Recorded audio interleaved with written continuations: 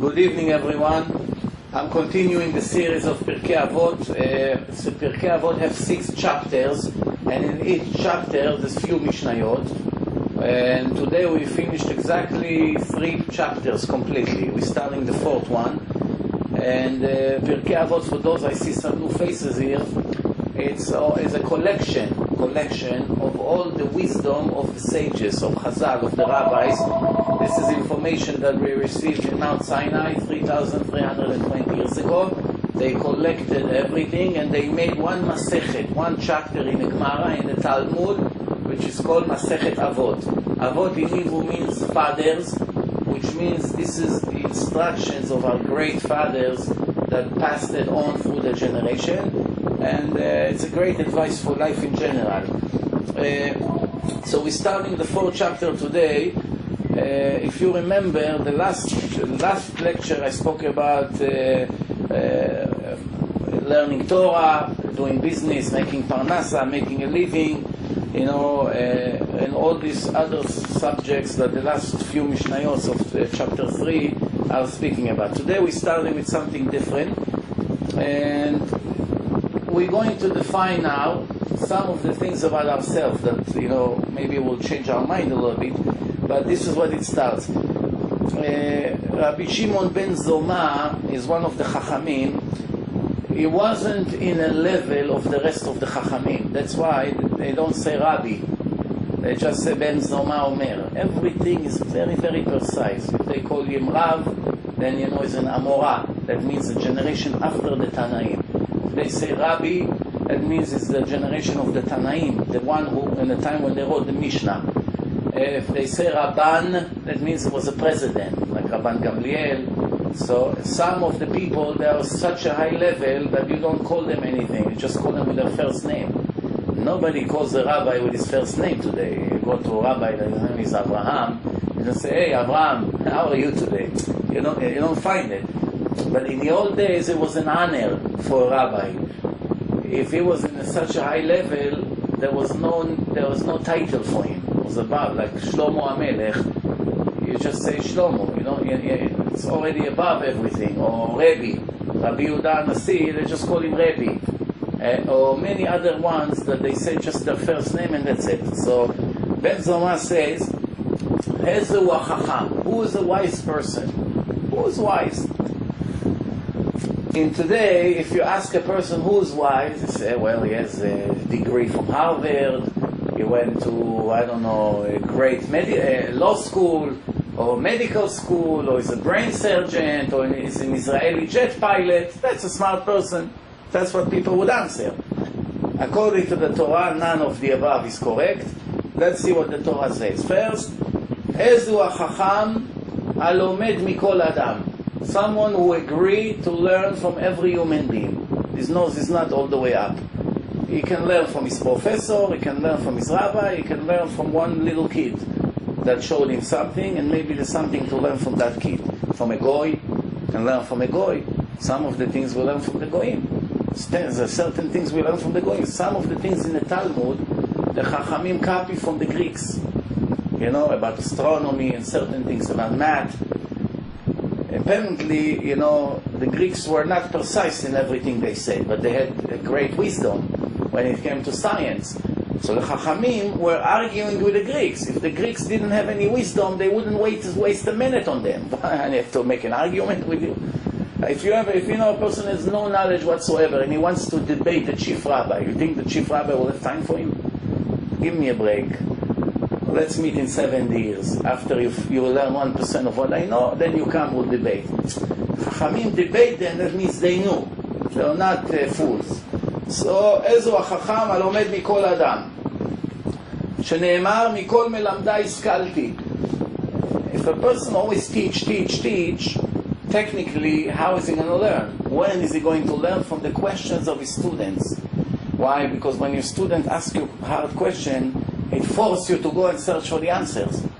Many of the questions I know today is from people who send emails and they ask complicated questions, and I have to find myself sometimes an hour searching in the books to find the answer for their questions. So it's another one, and you learn a lot thanks to their clever questions. איזהו גיבור? Who's a hero? If you ask today, who's a hero? He has a gold medal in boxing, a gold medal in I don't know, in what? Give me an idea. Like in Olympics, they fighting, karate, somebody who can lift 400 pounds. That's a gibor. That's a hero, right? That's not what the Torah says. The Torah says a real hero is a person who can overcome his desires. Hakovesh et yitzro. Not getting rid of his desire, because it's impossible. The desire is a part of nature. But controlling his desires. When there's an opportunity to make a sin with a woman, he controls himself. When there's an opportunity to steal a lot and nobody will catch you, he can still control himself. When there's food that is not 100% kosher, everybody is stressing, he controls himself. He controls what he looks at. He controls in hours of learning. He controls of what he talks. He controls of his anger. He controls of so many different things. It's very hard to find people like this. Because people are controlled by their desires. Once in a blue moon you find a person that controls his desires. He is a master of his personality. Usually it's the other way around. Your negative personality determines where you're going to go, how you're going to talk, who you're going to fight with. It's all the Yetzer Hara, the evil inclination of the person controlling him. Like I remember when I was a teenage, my father told me, make sure when you drive your friends in your car, I think I was 17, 18, sometimes you drive with your friends, make sure one of your friends never leaves cigarettes in the windshield. Bags of cigarettes. I never smoked in my life, not even one try. Because if your father emphasizes, he puts the highlight on certain things, and he warns the kids about it, usually, not always, but usually it gives the kids fear from touching it. If they see that it's very important that the father is constantly repeating it, so the kids say, if my father is saying it all the time, that means it's really, really bad. Other things, maybe it's bad, maybe not. But this, my father always said, be careful, never touch cigarette, be careful, be careful. I didn't want to even, until today, but the idea was, make sure that your friends never leave it in a car. I said, why? What cigarette? How much is that? $2, $3? What's going on? He said, no, you don't understand. If a person is after a meal and he needs a cigarette, he will search for the entire world walking until he finds a cigarette. So if he doesn't find and he sees it inside your car, believe me, even if he's not a thief, he'll break the car and the glass and take it. Why? Desires. That's a lesson for life. People are controlled by their desires. Then Shene'emar, now the Mishnah gives an example for Mishlei. King Solomon, Mishlei Tetzayin, Mishlei 16, verse 32. If you want to look inside, it's right there. Tov erech hapayim migibor umoshel berucho veloked ir. Translation: better a person with patience than a hero, than a person that is very well known as his strength. Umoshel berucho, someone who controls his spirit.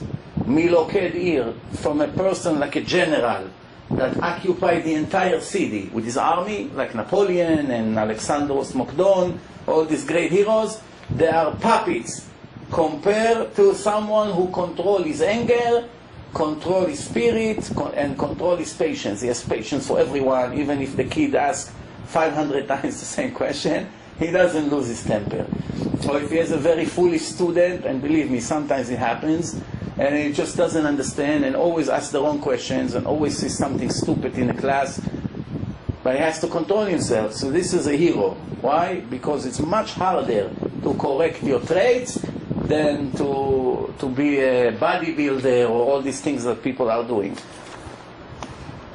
Then, Shene'emar, as a washir, who is a wealthy person?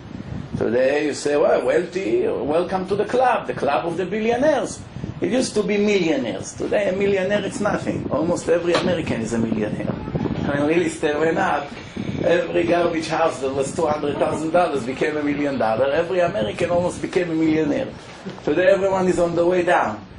But when it happened, then nobody cares if you're a millionaire. You have to be a billionaire. So who is a wealthy guy? And now a guy that has a house in this neighborhood and in that neighborhood, and so that's not what the Torah says. Wealthy has to be in your feelings, not in your bank account. Many people have a lot of money in the bank account and they sit depressed and miserable every minute of their life. Why? They have 1,000 apartments and 20 tenants don't pay the rent. And they die, they kill, they take pills, they can't sleep at night, they're calling all day to the lawyers. Why? This guy didn't send the rent, he still didn't answer the phone, hey, I have to go to court. It kills them. Somebody that works for a company and make hardly a living and is satisfied with what he has, he's already for years like this, is much richer than somebody that has a lot but is missing in his heart. It's the nature of a person. Like somebody once told me that he used to drive a big diamond dealer that's making fortune every day. And when he used to fall asleep a lot in a car. So he had a car, a credit card, that he used to put gas in a car. So once in a while he heard that they are in a gas station, so the rich guy would open his eyes and look and scream from the window, "What gas you putting?" So he said, "I'm putting super." He's screaming, "You fool! How many times I told you put regular?" The guy is, who knows, hundreds of millions of dollars, and in the end he's fighting if it's going to be $2 more, $3 less. This is it. That's what's going on here. It's very interesting. Sometimes these rich people, they want to get rid of something. Let's see, the kid has a bike, it's not working anymore so good. They want to buy him a new one. Okay, so the kid is drilling in their head, buy me, buy me. In the end he agreed. No, he has his birthday, he found the afikoman, finally agreed to buy him a bike. Now, what are they going to do with the old bike? So sometimes they will keep the bike 10 years in a garage, just out of the difficulty to give it to somebody else. Because if they give it to somebody else, they may call a week later, "Can you give it back?" This is sick people. There's a lot. So somebody like this is rich. Somebody like this is worse than a slave in his mentality. Believe me, I know many of those. I told you once the story about there's one woman. He said, I want to donate for CDs. So I said, okay, fine. Where are you going to be in this town? I told her Thursday. She said, can you meet with me 2 minutes, 3 minutes before the lecture? I said, no problem, yeah. Where do you want to meet? In that place. Okay, so she comes with her car, I come with my car. So now she's supposed to write the checks. So she want to write $52. So as we talk, she tells me about all her problems with this, with her son, with her daughters, with her husband. There maybe 45 minutes she cries about all the things. Then she said, do you mind if I give only 36? I said, no problem. Okay, 36, no problem. Then as we continue to talk, in the end she wrote 18. You understand? This is people that may have a lot of money, but they are stingy and they are the most miserable people on earth. I always tell the girls, when they call me to ask me about advice for shidduchim, you have to be very, very careful from stingy guys. Very, very careful. You find it after 1 or 2 dates, because there's many things that guys can hide. Being stingy, nobody can hide. That's it. They cannot control it. For instance, if a guy is angry, if she gets him angry in a first date, he won't scream. First date. I'm going to be a fool, destroyed my date. But if she wants to go to a fancy restaurant, he won't allow it. He won't. He would lose the date, but he won't go. Why? It will burn him. Every bite from the steak is going to cry on the table. I promise you, there's no way to hide it. Stingy, being stingy, it's a sickness. It's a mental disease. Be very careful. I mean, some of you are singles here, but you got to be very careful from that. Then we continue. So Chazal say, "Ezehu ashir, asameach bechelko." Someone who is satisfied with what he has. If he's satisfied with what he has, he's very happy for what he has. Hashem gave him $500,000. That's his total worth in the United States. Cannot even buy a house in a normal neighborhood. But he's very happy with what he has. Even he's renting, even if his car is not the best in the world, even if his suit is only $100 suit, if his watch is $50 watch, but he's happy with what he has, it's very, very good. Sometimes you find people, they come from Africa, from Egypt, even from Israel. Life over there, it's much harder than here. It used to be, not anymore. Here it's already becoming horrible. But it used to be that life here used to be fancy and easier. It's easier to make a living, easier to find a job. You go out of law school, $200,000 first year. These days are over, you know. So the idea was that when they come, they buy an old Buick that an American guy see neglected on the street, he won't take it. You know, like you put it somewhere in the neighborhood. Hefker, everyone wants to take it, the keys in the ignition, the car is yours, nobody will take it. But somebody from those countries comes, drives it, he's in the moon. He calls his friends in Africa, you're not going to believe, first day in America I'm driving this old Buick. In America it's garbage, but for him he's the happiest guy in the world. You have to understand, being happy, satisfied with your situation, it also has to do a lot with if you're a jealous person or not. Person that is not jealous is not busy looking what the others have. Most of the suffering that wealthy people has is because what the others have, not what they don't have. What the other has bothers them a lot. I gave once an example. If a person he was born in an island, let's say his mother somehow landed in an emergency landing in an island, and he was a kid and the parents passed away and he grew up in the island, and the parents had one lousy car with him. He never saw any other car in his life. He has one lousy car, it makes a lot of noise, no air condition, it's all broken, whatever you want. He drives around the island, he's the happiest guy in the world. What happened if one day another car landed in that island? And it's smooth and nice with air condition, it drives faster, smoother, etc., etc. From this moment on, that guy will begin to suffer from his car. Up to now, it was perfect for him. He never even dreamed about having a great smooth ride. When he saw that somebody else has it, he started to suffer from what he has. Which you see, the suffering that we have is not because of what we have or what we don't have. It all comes from having big eyes what the others have. Otherwise, you'll be very happy with this car. Another 20 years we're driving the island, 100% you'll feel like the luckiest person on earth. Once he saw what the other guy have, he started to suffer from what he has. And this is a problem. So that's why the Torah says, the only way you feel rich if you're satisfied with what you have. And you have to practice on it. And plus, there's another problem here. It comes from faith, emunah. If you have emunah in Hashem, if your level of emunah is very strong, then you know how the world is working. Hashem wants you to have this kind of wealth. There's a reason for it. It's not accidental. It's pressing a button, whatever came out, came out. It's not the numbers in a lotto, that the ball's coming up and all of a sudden you make it or you lose it. No. Everything is precise. And not only how much money you're going to make every year, the timing of every dollar is precise. The timing. Like when Hashem wants you to lose X amount of money this year, He finds the right second in the entire year that it will be more productive than others. It's not accidental. Okay, in October you lose $1 million. No. He's going to find it in a time that maybe you did bad things to your family, to your wife, or maybe you made a horrible sin that caused poverty. So even though it's nothing to do with the sin, because this is a decision of something that happened maybe a few years ago, the timing of the punishment is precise. It's like killing two birds with one stone. That not only you're going to pay for something you did 5 years ago and you never made tshuva on it, Hashem found it to put it to wake you up at the last recent 4 or 5 sins that you made. Before, chas v'shalom, it will be a lot worse.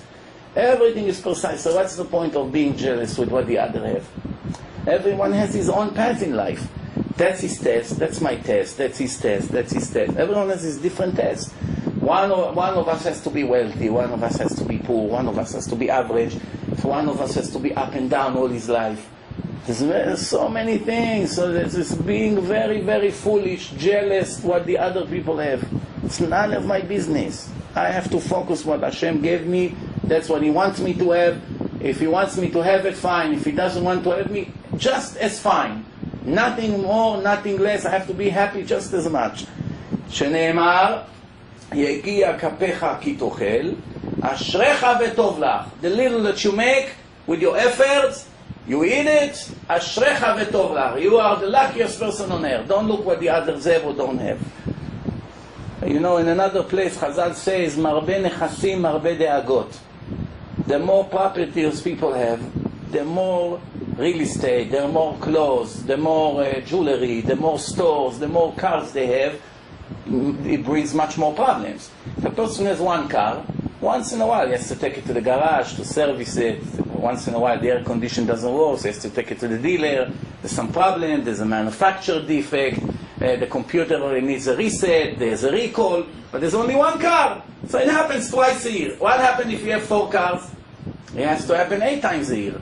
It brings in a lot more problems. What happens if he has 20 apartments? Every week he's going to have to maintain one of them. The light is broken, over here there's a leak, over there that, the tenant over there didn't pay, the lawyer has to start with him before he realizes he has another problem. But if he had only one, there's a lot less to worry about. So now you may tell me, but you're only talking about the negative. What about the positive? 20 apartment brings 20 times more income. Baloney. No, wrong. It's not true. The income doesn't come from the apartment. The income doesn't come from the business. The income doesn't come from what you do and what law school you went to. This is all a cover-up. Cover-up for the real truth that Hashem takes his hand and put in a plate of every person, Jew, non-Jew, animals, everyone in this world. Hashem takes the living of that person for this year and gives it to the person. However, he decides how to break the payments. He can give it to you in 1 month, every month the same. He can give you 1 month very good income, and then 3 months desert, nothing. And then, another big chunk, and big chunk, or sometimes he gives you a lot and take 90% back. Yes, he's playing with you. But the business is just a cover-up. That's why the Chazon Ish told one of his students that came to cry that I opened a supermarket across the street. The guy said, all my business is finished. Now I have a much nicer supermarket across the street. Nobody will come to me. The Chazon Ish said, go help him. Help him to open, give him your suppliers, ask him if he needs anything that you can help. So he said, Rabbi, I come to cry to you that my life is over and you tell me go help my competitor. So the Chazon Ish said, if the business will really come from the supermarket, then you have a point. But the supermarket is nothing, it's a cover. Hashem sends you, he has to send you the money. He is obligated to support you, to feed you. He still needs you in his test here. You want to test me? You have to give me a place of a test, no? If you want, let's say you want me to work for you, and you want to test me. Don't you have to supply me with a desk, and a chair, and a pencil, and a piece of paper, or a computer, questions and answers, right? Light. You have to supply me the atmosphere for the test. Hashem put us here 78 years. He has to supply us the minimum living. It's not only because we're righteous we're going to eat. Even the wicked people get the minimum kinds of living. Why? Otherwise they say, he starved me before I was born. I was already starved to death. Where is the test? What do you want me to do? I never had a penny. I never had a bed. I never had food. I never had nothing in my life. You have problems with me? What problems do you have with me? I was like an animal in a desert. I couldn't do anything. It's not the point. The point is that Hashem gives us what He wants us to have in a given moment. And it's all covered up. The businesses, fighting, running, trying. People makes their efforts, and Hashem say, you know what, you want to make the money through that store? Okay, I'll send it to you through there. That's why someone who opened many, many stores, it's like someone who has a barrel of wine with one faucet. And the faucet is open, and the wine is dripping into the glasses, and everybody drinks. One day he decides that he wants another store, right? So he makes another faucet to the barrel of wine. So now there's 2 incomes. Come from here, come from there. But the barrel have 100 liters of wine for this year, nothing else. So therefore, if Hashem wanted to send you $1 million this year, He will do it with 1 store. He doesn't need 5. And if it will be a clear miracle, if you have a little grocery doesn't make $1 million a year net. So Hashem will find it in a different way. It doesn't have to be from here. Insurance, problems, somebody broke your arm, you deserved it because of a sin that you made with your hand. So because your arm was broken, you got $200,000 from the insurance. And the next year your in-law liked you very much, and they say, we didn't want to tell you, but we're really rich. It's not what we told you. And we have this pension plan for you. Here is another $2 million. You never know. You never know where it can come from. One Chassid in Monsey, after his wedding, after his marriage, he had like $17,000 gifts from all the wedding. He doesn't speak English, he doesn't know business, he doesn't know anything from his life. He grew up in a closed place. All he saw in his life is Rebbe's, Torah, modesty, being, doing mitzvot. What does he know about the world? Nothing. He cannot have 5 minutes conversation with a goy about business. Nothing. One broker saw that this guy is very naive and wanted to fool him, to take the $17,000 from him. So he told him, I have a great deal for you. What? You can buy 40 acres of lot in about an hour, 2 hours north from Muncie. So the guy said, 40 acres of lot for $17,000? Why? 1 acre cost $1 million here. How can it be, sir? 40 acres for $17,000? So he told him, yeah, that's the whole point. It's not as expensive, but you're going to be one day a rich guy. So he took him. He shows him forest, mountains. He said, see, all of this is going to be yours. All of this. All the way from here, look. All the way to that mountain, it's all yours. Only $17,000. The fool, what does he know? He trusted him. He gave him, okay, he bought the property. Then people told him, you're crazy. Just to clean the trees will cost you $1 million here. Just to move the rocks, another $1 million. To make sewer, another $1 million. Yeah, what did you do? They say, Hashem gave me, Hashem took it from me. What do you want? That's it. A few years later, 2 or 3 years later, true story that happened. You get a phone call, Mr. X, yes, my name is such and such. Okay, what is it?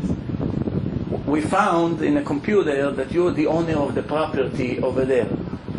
So yes, who's speaking? He said, this is a camping, they make camps.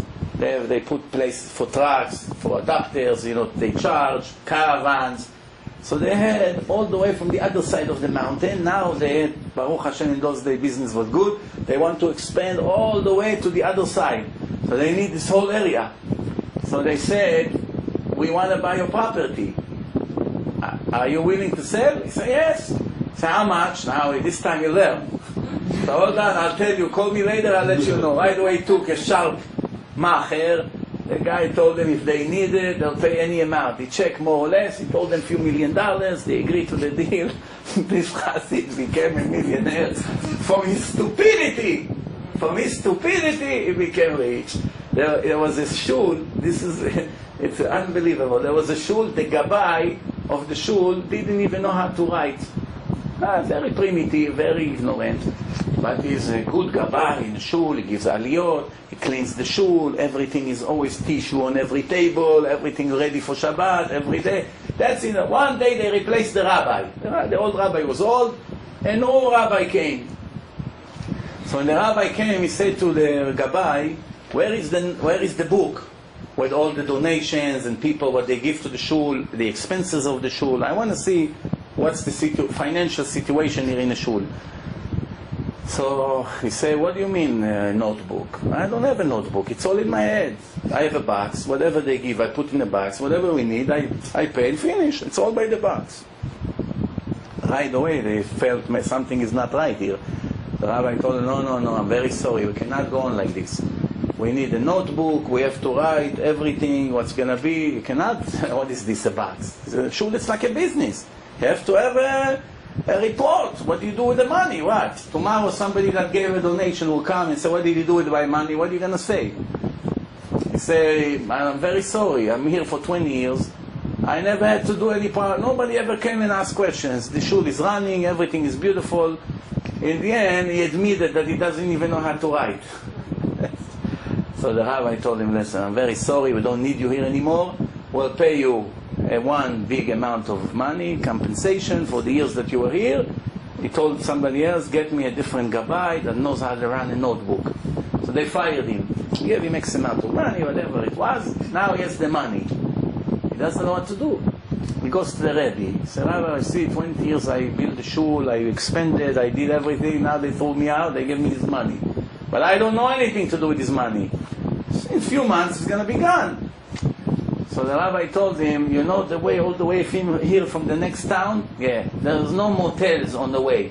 No motels. People always come and tell me that they get stuck on the road, they have to sleep in the forest talking more than 100 years, this story. Why don't you go and build on the way, on a main road, when all the horses coming with their carriages, make a motel, and everybody knows that in the middle of the way, between this town to the other, there's a motel with a restaurant, kosher restaurant, a place to sleep, and you invest all the money there, and for sure you have good business. So he told him, okay. He went, he built a motel, beautiful place with rooms, restaurants, everything. And everybody sees, wow, great idea, thank you, Baruch Hashem. Everyone who passed by, even if he didn't want to sleep, just out of curiosity, he goes to eat and to sleep there for the night. After a year, this guy, business is booming. One day the banker realized it's such a big business and he's not a member of our bank. Let's pay him a visit. So the banker comes with his bag, nice, beautiful bow tie. He comes inside. You see like a farmer sitting there running the show. He say, how come you're not investing your money by us?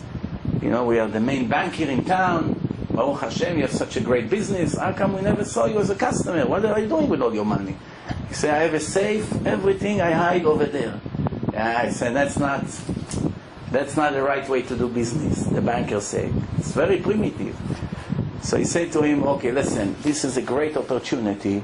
You see here, we have, with the bank is investing money here, you're going to make 20% on your money. Instead of being in a safe, every year, every 5 years, you double your money. Great, you don't do anything, let us do the business. So he said, okay, no problem. He said, okay, just sign here. How much money you have? He told him, I don't know, 500,000. Sign here. So he said, I don't know how to write. I can't sign anything. Told him, no, it's a bank. Why? Without your signatures, nothing I can do for you. So he said, I'm sorry, I don't know how to write. He said, what do you mean you don't know how to write? He said, you don't know how to write and you run such a business? He said, you think I'm a fool, right? You are a fool! The only reason I have this business is because I'm a fool. I don't know how to write. If I knew how to write, I'd still be a lousy gabbai in the shul for $1,000 a month. I only became a millionaire because I don't know how to write, you see? That's the idea. People think I'm going to be a professor from Harvard, I'll be rich. King Solomon wrote, no, my friend, lo lachachamim lechem. Wisdom does not bring wealth. Does not. Believe me, there's a lot of people, they sell gold, they do things, they sell food. They don't know anything. Ask them who was the President of the United States, they don't know. Who's the Prime Minister of Israel, they don't know. Stock market, they never heard of it. Anything you ask them, even to open a bank account, they don't know. To start a computer, they don't know. But they're very successful buying and selling jewelry. They know very well one thing, and from that they make a lot of money. So,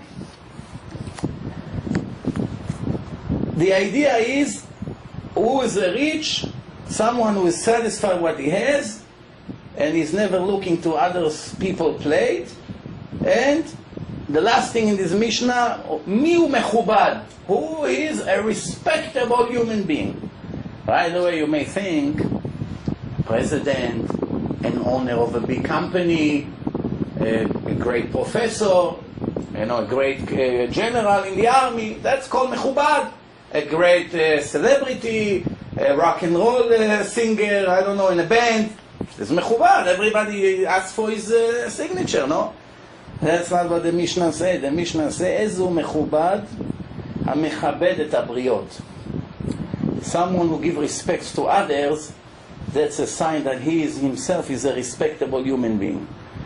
From this we learn that not what we think is the truth. What the Torah says is sometimes completely the opposite of what we say. Because what's the connection?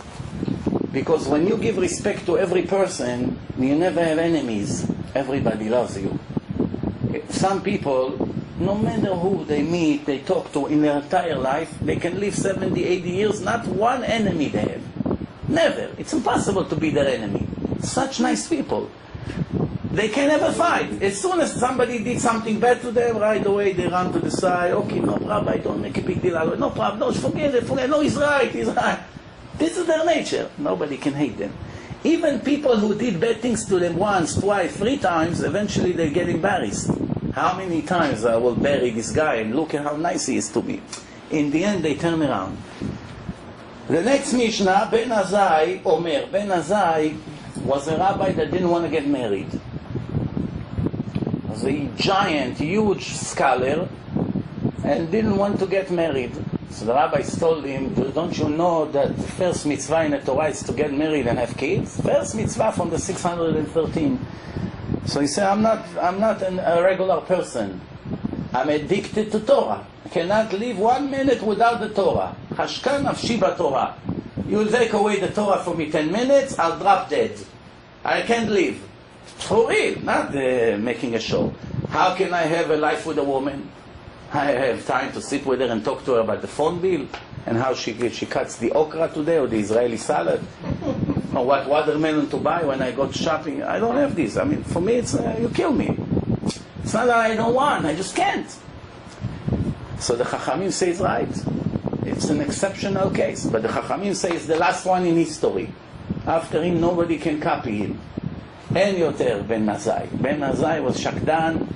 Once he passed away, the Chachamim said nobody ever come and claim that he was like him. It was 1 in a million years, somebody like this. Cannot leave the Torah for 1 minute. You know, I told you once that my cousin asked Rav Ben Zion Abba Shaul, Zecher Tzadik Livracha, I said, which mitzvah it's hard for you to do? You know, he thought maybe he's going to say, Ve'afta l'reacha kamocha, you love your friend like you love yourself. It's very hard mitzvah. So I told him there's a mitzvah that you're not allowed to think about the Torah when you're in the bathroom. I don't know how it's possible.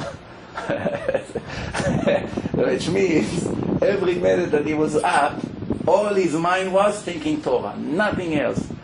Not vacation, not camp, not mondial, taking the kids here, doing this. Well, this was out of his life. His whole life was just the Torah. I know that people who hears me, they think, these guys are crazy. What? Torah all the time, Torah? What? This is a mental case. What is this? You cannot understand until you're there. If you have 1 month in your life that you leave everything and sit and learn deeply inside, like in yeshiva with a good teacher, you realize what does it mean. Until you taste, that's when you realize. If you don't taste, you will never understand. It's like trying to explain to a blind person the color blue. I never saw it. It looks like green. Okay, what is it green? It's like the sky, the beautiful sky. I don't know what sky is. It's like the ocean in Miami. What's Miami? What's the ocean? What is it? There's no way to explain to him. Try until tomorrow. Try 1 million years to explain to him blue. He doesn't know what you're talking about. No matter who will try to explain to him, he will never know. But open his eyes for 1 minute, show him blue and close his eyes to be blind again. Now you understand. That's what we say. 1 picture is like 1,000 words. It can be like 1,000,000 words sometimes. So Ben Azai says, don't start comparing the mitzvot. Oh, this mitzvah it pays to do, this mitzvah it's not for me. Too much effort, not a lot of reward. This one, very easy, huge reward. True that we're all business people. When it comes to business, everybody asks questions. What stock should I put my money? How much will I make on this one? How much will I make on this one? And he sees where he's going to make more. Right away, he goes to the higher profit. When it comes to mitzvot, people usually don't think. But in the old days, people used to be very clever. The same thing we are in a business, always comparing where to invest. That's how the people used to be 2,000 years ago. In which mitzvah should I put my efforts? Learning Torah, not only I enjoy, it's the huge reward. Making people religious is even greater. Why? Whatever mitzvah they keep all their eternity, their children, grandchildren, I benefit from. So I talk to him an hour or two, I make him religious, I'm set for life. So that's how people used to think. But he says like this, it's true that in reality you make more profit. But there are many secrets about the mitzvot that we don't know. Hashem didn't tell us all the reward. We don't know. That's why when a mitzvah looks not so important, it's not so urgent, don't think like that. Because Hashem never told us the secrets of the reward. Also, make sure you always run from the sins. When you see a sin, not only don't do it, run away from the place where the sin is being done by someone. Why? Seeing it is already affecting you negatively. Seeing somebody making a sin, like seeing a Jewish kid kissing a Jewish girl on the street. you're not going to do it. You're religious, you keep, you watch yourself, but looking at them even for 1 second already affecting your soul. Hearing people listening to bad goyish music, you never play it. But even being around them for 1 minute, listening to what they listen, affecting you. Going to your cousin's wedding, you will never marry in a mixed wedding. But you, on the other hand, your parents are putting pressure. Come, the whole family is going to be there. Your grandma come from LA. All the uncles come from Europe. What, you're not going to show up? You're embarrassing us, this. So I say, okay, I'll come for an hour, and then I disappear. The hour over there makes a permanent damage. There's nothing you can do against it. You sit there, you listen to what they talk, you see how they kiss each other, they hug, with all the show-off that they come, tons of jewelry and makeup and 5 gallons of perfumes. The perfumes is dripping on the floor all over. And then you say, I'm a tzaddik, I'm in love with Hashem, you know, wow, what a beautiful place, Hashem. You understand? So it's just not going to work. That's it. The whole thing, I remember, one of the things I remember from the autistic kids, we used to say all the time, you cannot live in 2 different worlds at the same time. You must choose. That's always, to every person I took there, right away started to attack. Which means the religious, the Baalei Tshuva, those who become religious, they don't want so easy to live their previous life. They want to keep 1 leg over there and 1 leg in the religious world. Which means, Shabbat I keep. Tefillin, of course. Shul, I go to shul. Tzedakah, I give. Rabbi, come to the business every week. I give, no problem. I even change my clothing. I even get rid of my tailor, fine. But still, the old friends, once in a while stop by, sit with them, you know. He lives in 2 different worlds. It's very difficult for him to live his previous life. Many people say to me, I became religious, but every time I meet my friends, they take me down. The next day I feel like I stepped like 10 months back. So, am I supposed to leave my old friends? Or am I supposed to stay with them? Because, you know, after kamocha, you should love your friends. So what's the answer? Absolutely. Right away, if you feel that your old friends are not coming towards religion when you are with them, or it's the opposite, they drag you to their side, you have to cut your relationship with them immediately. Don't think they're going to get upset, they're going to say what's going on, it's Chilul Hashem, as soon as he became religious, he's not our friends anymore. You have to explain to them in a very nice way, look, I have a mission in life. Life is short, I don't know how long I'm going to live. Another 10 years, another 20 years, another hour. Who knows? Nobody knows. Since I do not know, I have to assume that it's my last day in life. And I have a lot to do.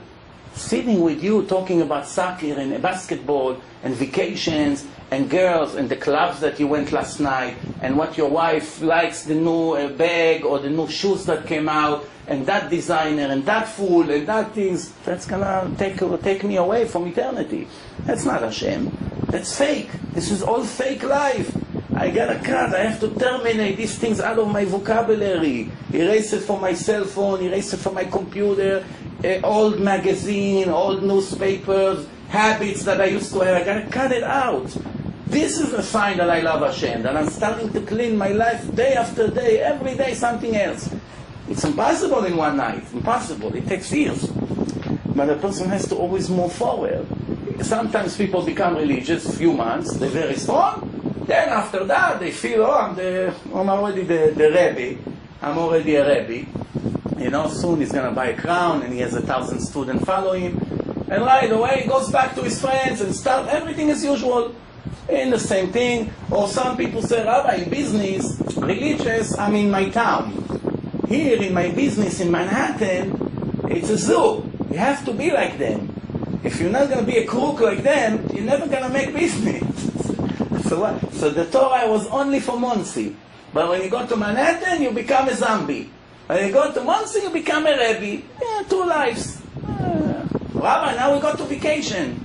When we are on vacation, I'm folding my beard with a rubber band, you know, and my wife, of course, nobody knows she's Jewish, because over here she doesn't need her wig, you know, so she can open up her hair. Nobody knows we're Jewish. I have a baseball hat, and we sit in Puerto Rico on the beach. So where is Hashem in the whole picture? Where is Hashem in all beach? I just took the kids to swim a little bit now before we came here. You know, summertime. How come we didn't go to camp, they say? What can you do? You have to surrender sometimes. You have to feed the Yetzer Hara here and there. You know? If you starve the evil inclination too much, he explodes.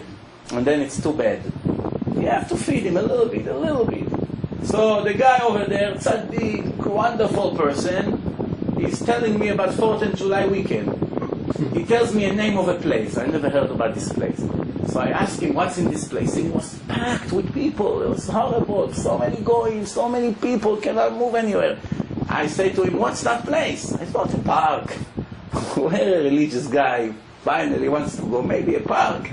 He told me it's a beach. My words didn't come out. They went to a beach. People, religious people, go to a beach. You know that if a goy comes with a sword to a Jewish man and he say, I'm killing you unless if you walk on the beach, when all the women walk there, millions of women, the way they dress in the beach.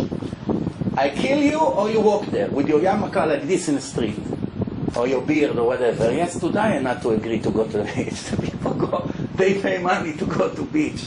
The beach? The Gemara says, that's the problem. The religious people, they don't have any guideline. Nobody shows them the way. They don't learn. They don't know anything. They know you're not allowed to light fire on Shabbat. That's all they know. And maybe a few other things. But they don't understand what religion is, what Hashem is, what holiness is. All these problems. So the Gemara says, man has two ways to go to his destination. One is a shortcut full of women. Not women like on the beach today. Women that are covered from head to toe. 2,000 years ago. 100 years ago you never saw a woman dressed like today. Never. In the whole world. This is 2,000 years ago. They cover from head to toe, the women. You know? So they wanted to describe a prostitute. It was a woman that lifted her skirt to her knee. That's it. Her life is over. That's what it was. So they say there's a shortcut with some of these girls, and there's a much longer way with no women. He went through the shortcut and did not look at any of the ladies. What a hero. Go through hundreds of ladies in a shortcut. Let's say there's a park full of ladies. He went like this. Like Yosef used to walk in Mizrachi, like this, with his head on the floor. He went through and did not look. If we find a guy like this today, everybody would stand from morning to night online to get a bracha from him. You saw my Rabbi? He walked through the forest with all the ladies over there and never looked at one of them. That's a holy guy. Watch his eyes. Everybody would agree. What does the Gemara say? Rasha is wicked. He's not righteous. He's wicked. Why? He didn't look. The fact that he did not look is going to be rewarded for it. No problem. You get rewarded for everything good you do. But the problem started before. How did he dare to go into that path, knowing there are ladies over there? Maybe I couldn't hold my desire and look at one of them, and that will be the end of it. So, this is what the Gemara says. Religious people go to the beach. 4th of July weekend, Rabbi. The Rambam writes, and the holidays to put police in the parks, to make sure, to make complete separation between the men and the ladies. Complete separation. To put police in the park. Why? The people cannot control their desires. You have to help them. Many of us want to drive very fast in a highway. What makes us slow down? Police. They help to save our life. They don't do it to save our life. They do it to steal our money. The government sends them to steal our money. It's all corrupted. But mitoch shelo lishma ba lishma. They come to steal our money, and eventually some of our lives are getting saved. What makes us slow down? We know the police is there. Why are we afraid to do all kinds of things? We know the police is there. The guy will call the police, I'm finished. Police come, they put handcuffs on me, the whole world will see, the neighbors. People are afraid. That's what keeps us functioning a little bit correctly. Without police, what's going to happen? Going to the beach, Rabbi. In the morning I went to yeshiva. In the afternoon you see him in the beach with a baseball hat. Very nice. And then people wonder why every minute there's a new cancer patient. Every minute. You check the statistic, what's going on. Every hour I get a new email. Pray for this boy, pray for this girl, pray for this woman, pray for that man. A boy yesterday was found dead in Muncie, a boy of a rabbi, 17 years old, dead next to the train. Tragedy after tragedy, and people don't understand. People forgot that the Torah says in few places that the biggest tragedies in the time of the Torah happened when the Jewish men went to look at the ladies. Like not Moab, Bilam, Balak hired Bilam to curse the Jewish nation. Hashem warned him, no, you cannot curse them, I don't allow. In the end he told him, you know what, since God is not allowing me to curse his nation, I'll give you a hint, an advice. Put your beautiful goyot on the street, not Moab, to smile to the Jews. Hi Yossi, hi Itzik, hi Avi. That's all. And they'll already make the sins, and Hashem will destroy them. 24,000 people died immediately. Why? They went to look at the girls. And I remember, this is girls that didn't dare to dress 1% of the girls today. Imagine today when the girls go and make the scene, what's going to be. This is what's going on. Every tragedy that came to us, most of them came because of this. No modesty, no respect to our dignity. Women that are not modest, men that is not modest, making sins, cheating, doing all these things. The Torah say, if a man went to a war and he fell in love with a goya and he can't control himself, that's it, he's going to make the sin. So Hashem permitted him in a war. Why? If he won't do it in a war, it's going to be a disaster. If he has to punish him in a war, everybody will die with him. Because if your friend dies next to you, then everybody else gets scared. So Hashem said, okay, you can convert her and marry her. But you should know what comes right after, ben sorer v'moreh. Blessing with your children you will never have. Torah say, okay, you want to surrender to your evil inclination? You want that convert? Fine. What kids you going to have from her? Hashem Yerachem. Right after that, Parashat, ben sorer v'moreh, a boy that rebelled against his God, against his parents has to turn him into the Jewish court to execute him. Better he'll die young with a little bit sins than he will grow up and become Adolf Hitler. Kill him now, before it's too late. That's what they say in the Torah. Where? Right after sex crimes. Always. They bring the biggest tragedies. All the hurricanes, all the problems that goes, South Carolina, San Francisco, Thailand, all these beaches, places, tsunamis. I think it's coincidence. Two things. No morality, no modesty, and idol worshipping. Haiti, all these places. Everybody is naked there and worshipping idols, voodoo. Those are the things that get Hashem the angriest. We have to be clever to learn from other people's stupidity, not to repeat their mistake, for our own good and for our children's good. Okay, so we continue. The last thing in the second Mishnah is, we should know, there's a rule in the creation. Mitzvah goreret mitzvah, ve'avera goreret avera. Mitzvah that you did opened you right away an opportunity for another mitzvah. You did the second mitzvah opened you an opportunity for a third mitzvah, and so forth and so on. It's up to you when you want to stop. If then you get tired, you don't want to do, the roll is cut. You did 6, 7, 10, 700, whatever you did. Once you stop, the momentum stop right there. Same thing with the sins.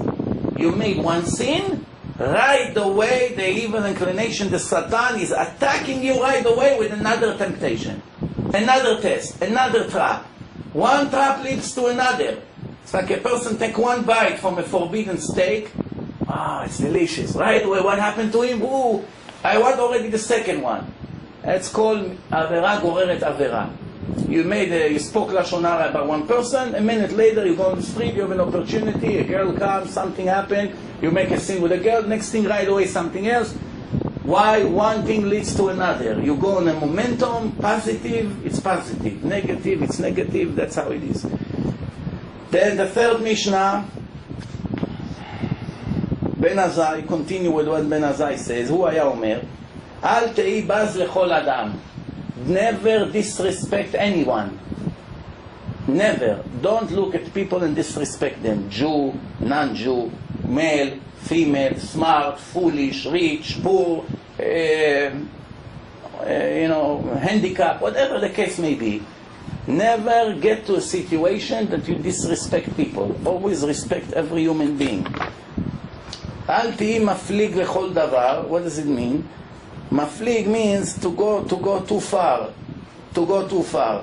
Which means not only don't disrespect people, never disrespect anything in a creation, even a bug, an insect. Say, why do we need this? Here you kill it, or anything that is, why do I need this one, a plastic cup, put it in the garbage.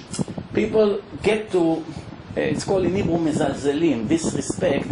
They don't hold of anything, and later it becomes worse and worse and worse until you find spoiled kids.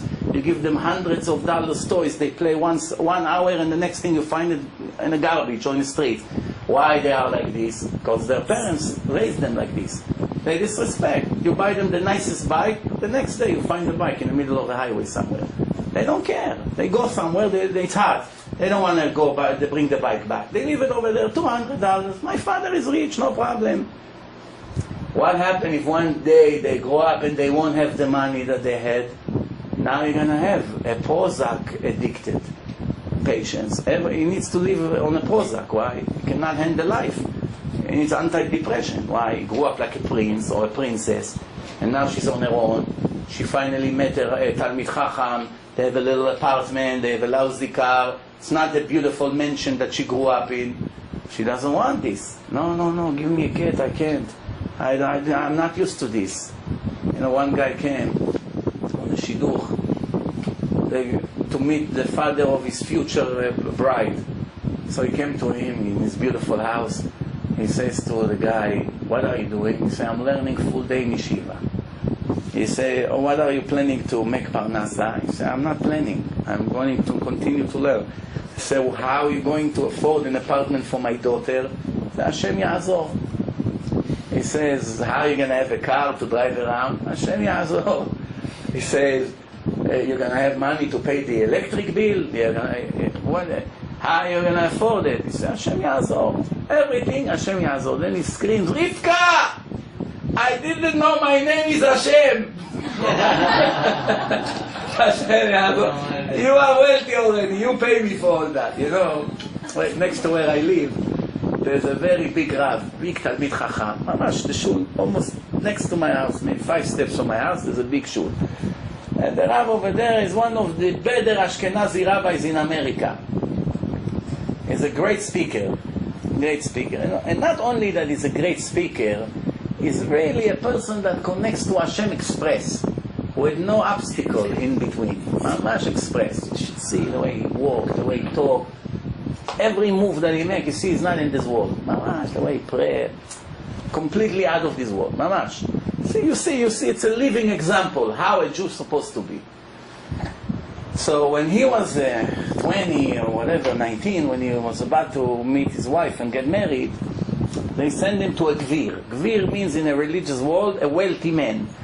Unfortunately, in this lousy world that we live in, the rich people has the power to get to their daughters the best Talmidei Chachamim by offering them a lot of money that they can sit and learn Torah.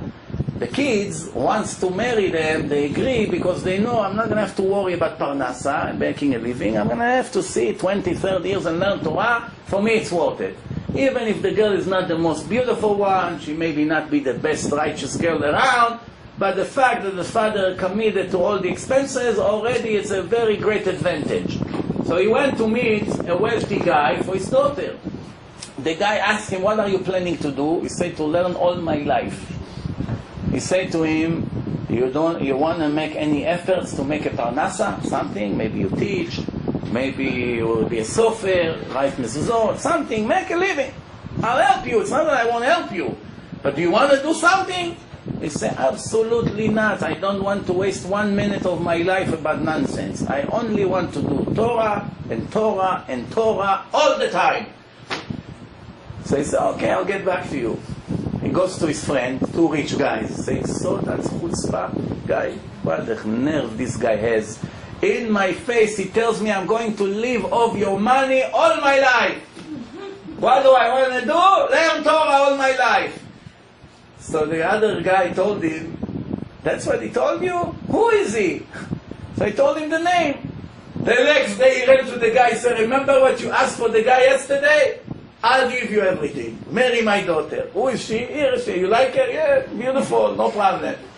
Got married to him, and this guy not only supported him, he gives him a lot of money to give out to tzedakah. He made him in charge of his master money, a wealthy guy.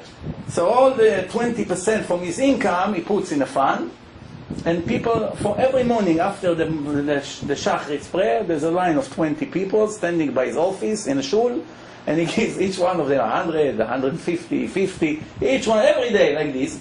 And I once asked, where does he have all this money to give this? And no, it's not from him, from his father-in-law. And from that I learned the whole story, how he got that father-in-law. So the other one, today when you see every Shabbos, almost 1,000 people come to hear him, they walk 2 hours in the hottest weather like today, 2 hours just to hear an hour lecture from him. What do you think happened in his heart, the fool? That he went to tell his friend, and his friend went and grabbed such a diamond. The other one hits his heart. What was the big deal for him to give him X amount of money every month? You think it was a big deal for him? But sometimes the wealthy people, they don't have the merit. Even if they want to finally give something, the Satan say, hey, you give it to those who sit and learn Torah? No, come, we have something for you. Give it to a hospital. And he feels so great. Wow, I donate money to the hospital. When he dies, they show him that this hospital saved 1,000 Arab terrorists from the Hamas that was treated over there. And they killed 1,000 Jews. With his money, they saved these terrorists in that hospital. Why? The hospital has to take care of everyone. They cannot tell the patients, the Israelis go and fight against these terrorists, they shoot at them, and then they pick them up and bring them to Israel to take care of them. You understand what's happening? That's what's happening. Every Arab terrorist that needs a hospital, almost all of them, they bring to Israel to take care of them. Why? Who just shot him?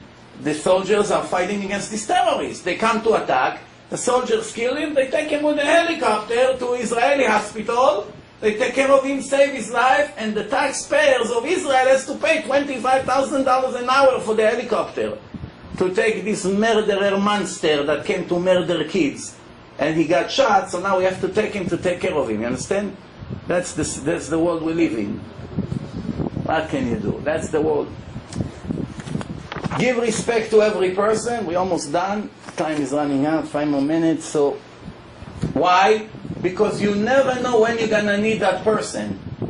Today this person is nothing. You disrespect him, tomorrow is going to be somebody big. You know, they said about Harry Truman, president, 60, 70 years, 50, 60 years ago, the United States president. So he was living next to 2 Jews, husband and wife, and they used him as a Shabbos goy. Whenever they needed to turn something, to move something, they called him. It was Harry, the boy. But they were so nice to him that they fell in love with him. Later, when he became the president, they vote if to open the border in the United States to all the Holocaust survivors. And he had great impression from this couple. And he motivated everyone in Congress to agree. So I read it in one of the stories, in one of the books, the whole story of this couple, where it used to be, how things that they used to tell him and things that he used to ask.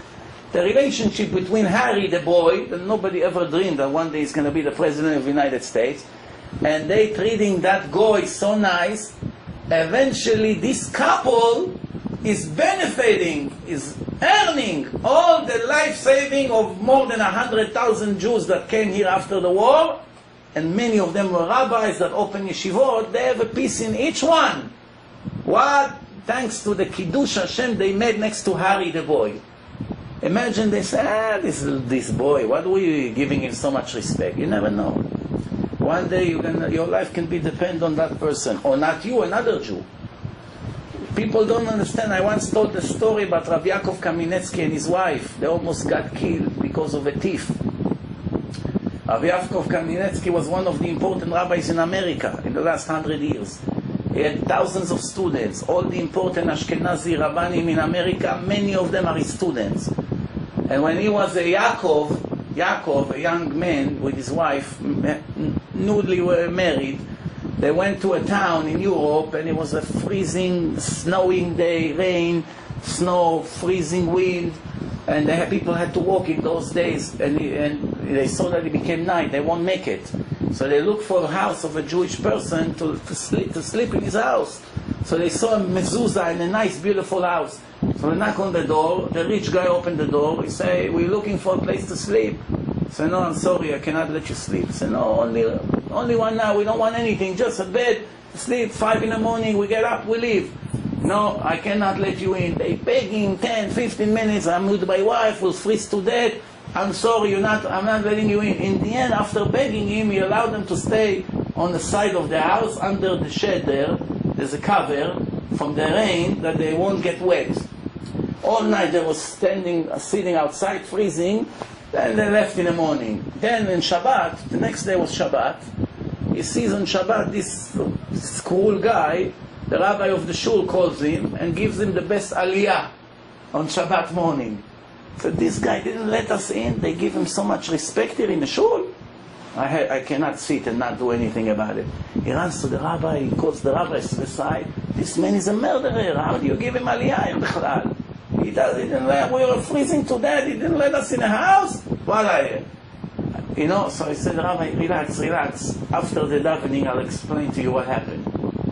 By the end of the prayer, the rabbi told him, a night before you showed up, there was the same story. It was still raining and all that, and one guy on the way here knocked on his door, and he let him in. He slept there, and he stole all his stuff from his house and disappeared in the middle of the night. So he swore to me, morning before you came, that he doesn't open his door to any strangers anymore. He mamash made a vow. But he is the guy that donated all this building. And he used to be the #1 person in hospitality in this town. Everyone who needed a place, automatically we send it to him. Until that case happened. Why I'm telling you this story? The thief that stole some of his silver or money, what does he think? I stole $20,000. So what sins did I make? I stole $20,000, I'm guilty, I have to return $40,000. That's my punishment. And I was ungrateful. The person opened his home, he made me sleep there, and I was ungrateful to him. So 2 sins I made from the Torah. He doesn't know that he almost murdered 100,000 scholars of yeshiva. How? If Chas v'Shalom Yaakov Kamenetsky would die from long infection or freezing weather like this, a person can die, especially 8 years ago. If he would die, or him and his wife together would die, all the students that you see today in America, all these big rabbis, wouldn't be here. So the thief will be judged by Hashem for every one of them, not for the $20,000 that he stole, or whatever it was. Being a thief, you have no idea how far he can get. Same thing, a person comes and asks for tzedakah, and one day they catch him that he goes to the casino with his money. It's not only stealing the tzedakah and going to the casino. That's one sin. The chiyul Hashem is another sin. There's one major sin is that the rich guy will never give anymore after something like this. He gave him money all the time, and one day he found out that he took the money and went to gamble. What do you think is going to happen to him? The Satan is going to come and say, "You fool. Why you trust them? Don't give anymore." And from now on, he give $1, he give it. So all the poor people who really need, they don't get. Whose fault it is? That one, that crook. That's what happened everywhere you go. I got burned with this crook, with that crook, I gave and they didn't do. You heard what happened last week here in America. They put one crook in jail for 3.5 years. He took money from a woman, $35,000, promised her a Sefer Torah, one famous Chazan, and never delivered. she went and fought with him in court, and they put him in jail for 3 years, something like that. Yeah, most of these cases, nobody goes to court. They give up. They find out that the crook took away their money, and they do nothing. It's a common problem. Okay, the last Mishnah for today, we have 2 more minutes, so we'll do it. Rabbi Levitas ish Yavne Omer, מאוד מאוד הווה שפל רוח. Make sure you always be very humble. Never try to be proud. Always down to earth. Why? Remember who is going to eat you in the end of your life. Who? The worms. You're going to be thrown inside the sand. Who are you, the Mr. Big show-off? Remember how your end is going to be right away. You don't have any desire to be a big shot.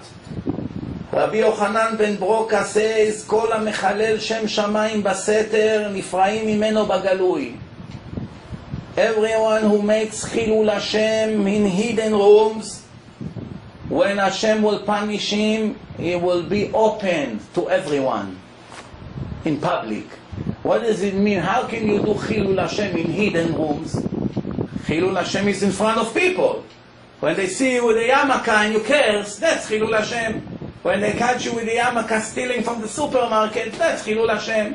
When they put you on television that you don't supply heat to your tenants, the goyim, and they took you to court, and now everybody in America sees you with the beard and Streimel, you sit and eat your kugel on Shabbat, and your Puerto Rican tenants are freezing on Shabbat. Everybody in America hates Jews because of you. That's called Chilul Hashem.